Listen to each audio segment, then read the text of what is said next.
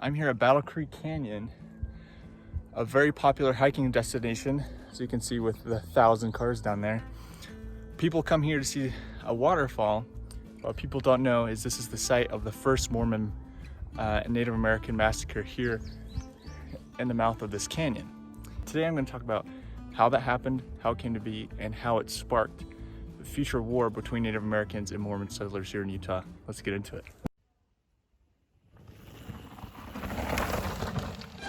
You call this archaeology? What is good, my compadres of curiosity? Welcome to MTB Archaeology. Today we are going to be taking the Mormon militiaman path into Battle Creek Canyon. This time I'm going to try to do a voiceover, see how it sounds, but let's try it. We are here at the parking lot of Dry Canyon here in Orem, Utah, and we are going to follow this trail up to the common Bonneville Shoreline Trail, which I talked about in a previous video. We're going to take this trail up to a fun mountain biking blue trail called Crop Circle, and then up a access road in order to cross into Curly Springs. So we're going to take the Black Diamond Curly Springs Trail up from the south side up to the mountaintop and then down the north side, which isn't the way I would recommend anyone go, but it's really fast and really fun. And then from there I take the Battle Creek Falls Trail all the way down into the Battle Creek Canyon parking lot.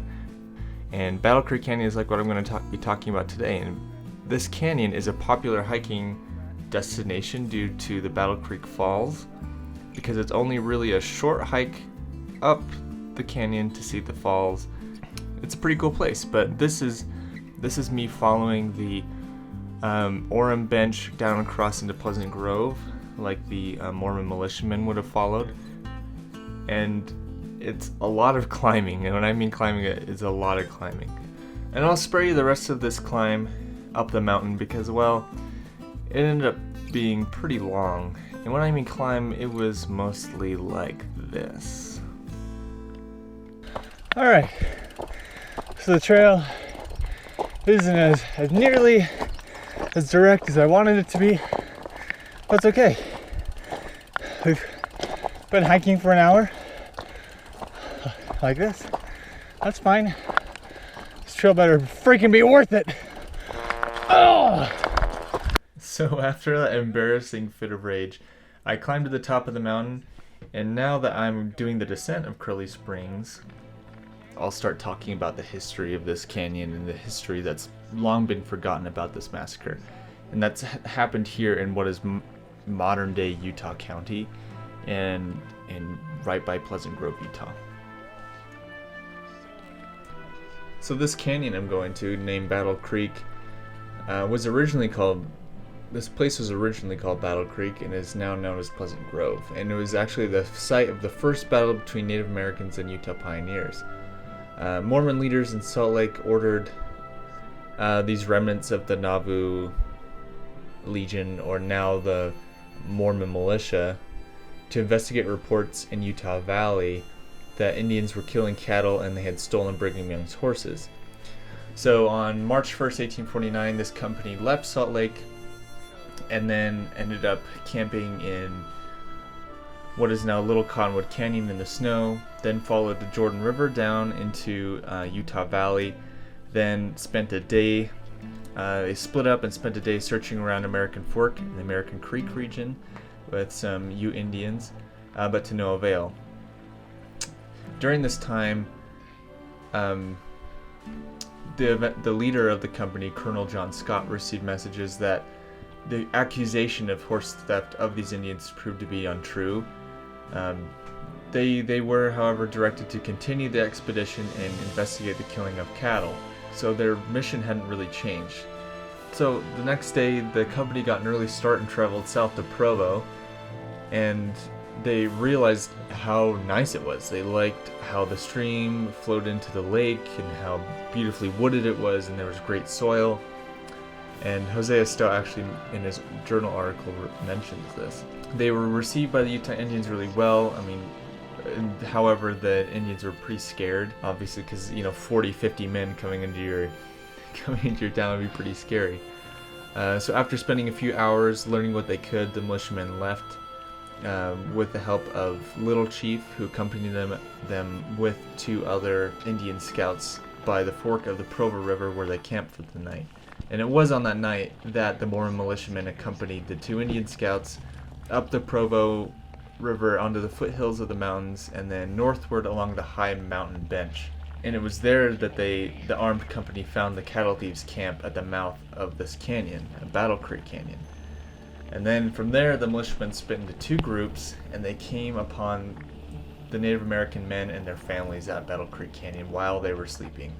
And when the Indians awoke, they saw that they were surrounded by white men, and they tried to flee up the canyon. However, the other group of militiamen caught them from escaping. And before they began fighting, the interpreters, the 2 Indian scouts, tried to reason with them and tell them to surrender. However, they wouldn't surrender, and the guides told them they either come out or they die. And then suddenly the first shot was shot at the Native American leader, and then according to Hosea Stout, there was such howling and crying that white men had never heard before. So in the midst of the gunfire for a couple hours, Scott's men actually dropped rocks and threw rocks into the creek at Battle Creek and caused the women and children to surrender, and the militiamen pulled them out of the gunfire. And then after the fighting broke out, there were a total of 7 Indian men who had been killed, and then they had been brought them together and buried them. And the women and children who survived the attack joined John Scott and his men up to Salt Lake. And it's rumored that one of the boys, who was later orphaned, who survived the skirmish, was actually none other than later Ute War Chief Untonga Blackhawk. And Blackhawk would never understand really why white men had shot his own people, and it put a bitterness in his heart, and he lived for some time even with white people, but his mind was ever set on avenging this wrong that white people had done. And this is why he later made a war against the white settlers of Utah, which I'll talk about in another video.